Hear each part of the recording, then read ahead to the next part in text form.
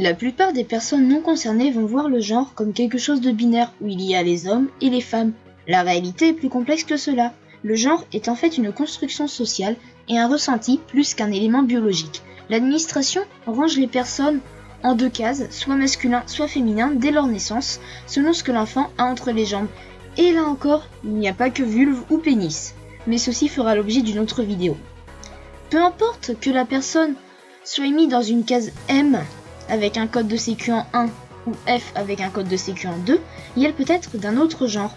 Pour les personnes trans, il y a par exemple des personnes F, mais dont le ressenti de genre et le comportement social sont totalement masculins. Eh bien, il existe également d'autres genres qui ne sont ni masculins ni féminins.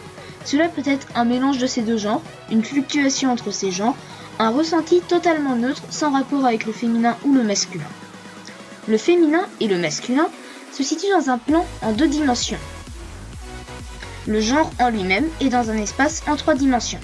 Les personnes binaires sont ceux qui sont purement hommes ou purement femmes, c'est-à-dire chacune des 2 extrémités du plan en 2 dimensions.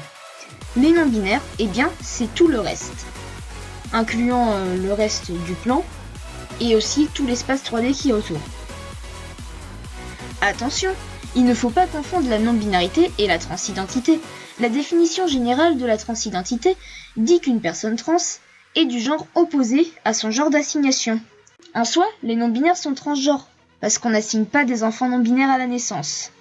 Comme les non-binaires sont ni F ni M, elles correspondent bien à la description d'une personne transgenre. Cependant, j'ai pu demander à plusieurs personnes non-binaires si elles se considéraient transgenres ou non, et les réponses divergent. Certains non-binaires vont considérer être trans, et d'autres vont considérer qu'elles ne sont pas trans, ou alors qu'elles sont ni trans ni cis. C'est un ressenti tout à fait valide et il faut respecter cela. Il est donc intéressant de demander à une personne non-binaire ce qu'elle en pense avant de l'y mettre dans une case transgenre. Il ne faut pas non plus confondre les non-binaires et les intersexes. Les intersexes naissent avec un appareil génital qui est différent d'un pénis ou d'une vulve, mais peuvent avoir un ressenti de genre binaire, soit homme soit femme. Il est aussi possible que certaines personnes non-binaires soient intersexes, mais ce n'est pas le cas de tous. Les êtres humains ont toutes sortes de corps, et ce n'est pas le corps qui définit le genre. Le drapeau que j'ai représenté est celui de la fierté non-binaire et genderqueer. Il existe également un autre drapeau pour les non-binaires dont les couleurs sont jaune, blanc, violet et noir qui a été conçu plus tard en 2014. Le drapeau non-binaire et genderqueer est composé de 3 bandes, lavande, blanc et vert. Il a été conçu en 2011 par Marilyn Roxy. La bande lavande représente l'androgynie et l'esprit cuir, car c'est le mélange du rose, couleur traditionnelle pour les femmes, et du bleu, couleur traditionnelle pour les hommes. La bande blanche représente les agenres et la neutralité de genre.